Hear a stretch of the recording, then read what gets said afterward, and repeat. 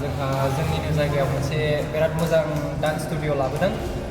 बेयो जोंहा दैजिरिखौथ' बयबो मिथिखायो, बेनि अपोजिट खोलाहा बिल्डिं दङ, बेयाव फार्स्ट फ्ल'राव। दा बेनिफ्राय जोंहा नवजित ब्रादार दङ। नवजित ब्रादारजों आंजों माने जोंनि एरियायाव बांद्राय प्लेटफर्म गैया आरोखि मोसानो थाखाय। दा जोङो बिदिनो जाय मोसानो गोसो गुदुं मानसिफोर बिसोरनि थाखाय लाबोदों आरोखि। दा बेनिफ्राय जोङो सिगांबो आंना बिदिनो क्लास दंमोन, आं गथ'फोरखौ फोरोङोमोन। दा बेनिफ्राय नवजित ब्रादारखौ लोगो मोनबाय नै जों दा नवजितजों आंजों ज' जानानै फोरोङोमोन आरो। ओमफ्राय जोङो अनेक स्टाइलनि मोसानाय सोलोंनो मोनगोन। जा नवजित ब्रादारा जोंहा फ्रि स्टाइल मोसायो, रबटिक मोसायो, पपिं मोसायो, लकिं मोसायो। थ' अनेक स्टाइल सोलोंनो मोनगोन आरोखि। नोंसोरबो जास्ट फैनानै नायफैगोर गोसो दंबा।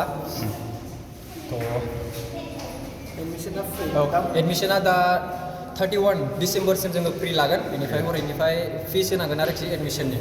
दा जोङो 31सिम फ्रि लानाय जादों एडमिशनखौ। जाय गोसो गुदुं बिसोर थाब कन्टेक्ट खालामबानो जाबाय। बेसे लानाय जागोन? बिदिनो एडमिशनखौथ' आं नवजितजों रायज्लायाखै। दा जोङो बे मान्थलि फिसआ बिदिनो सेटारडे सानडे बा 1000, ओमफ्राय फ्राइडे सेटारडे सानडे लाबा 1100 गोलैगोन आरो। नोंनि नामखौ एसे खिन्थानो हागोन? आंनि मुङा मैखोम बर'। नवजित कच। बिराद मोजां मोसायो बिसोरो। माने आंथ' बिसोरखौ नुनानैसो सिगां इन्सपायार जादों। माने आंथ' मिन्थियानोमोन बिसोर मोसाबा बिदिनो डान्सनि फारसे बांद्राय नलेजबो गैयामोन। माने जोंनि एरियायावबो बिदिनो क्लासफोरा सिगाङाव बिदिनो दंमोन आरोखि। बिसोरो थांबाय, बे टाइमाव जोङो सोलोंनायमोन नालाय बांद्राय नलेज गैयामोन। थ' बिनिफ्राय जोङो बिदिनो सानबाय, ओरैनो एसे एनै डान्सारफोर ओंखारबाय नालाय, बेनिखायनो जोङो खस्थ' खालामनानैबाबो बिसोरखौ लांगोन आरोखि। खोनादों नोंथांमोना मोजां फोरोङो, नोंथांमोना बहा सोलोंनाय बेफोरखौ? जोङो बिदिनो बांसिन ससियेल मिडिया बा इउटुब, इन्सटाग्राम बेफोरनिफ्राय सोलोंनाय आरोखि। माने इन्टारनेटनिफ्राय बिदिनो सिगां क्लास लादोंमोन, बेयावबो बिदिनो नलेज मोनदों गोबांनो।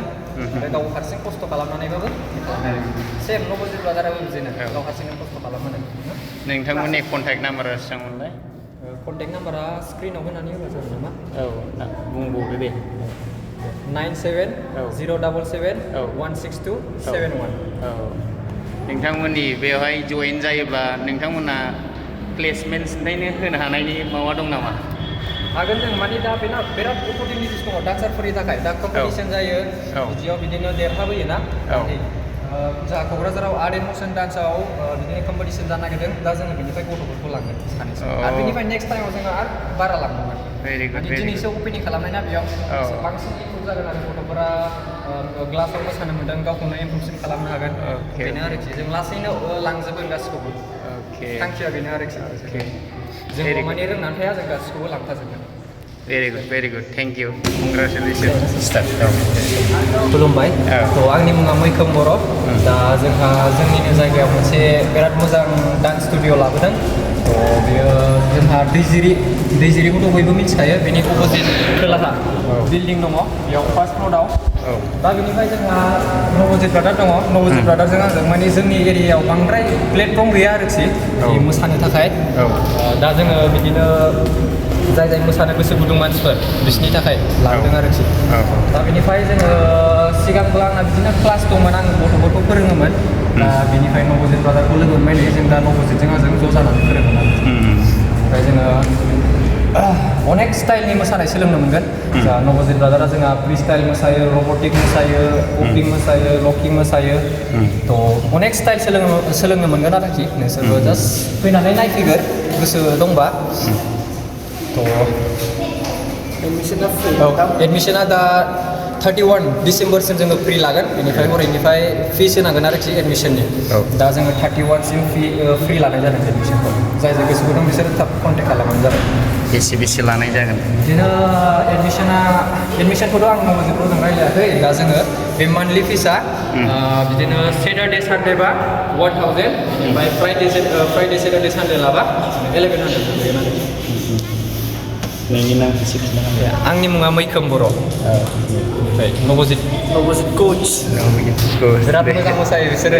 माने आंथ' बिसोरखौ नुनानैसो सिगां इन्सपायार जादों। माने आंथ' मिन्थियानोमोन बिसोर मोसाबा बिदिनो डान्सनि फारसे बांद्राय नलेजबो गैयामोन। माने जोंनि एरियायावबो बिदिनो क्लासफोरा सिगाङाव बिदिनो दंमोन आरोखि। बिसोरो थांबाय, बे टाइमाव जोङो सोलोंनायमोन नालाय बांद्राय नलेज गैयामोन।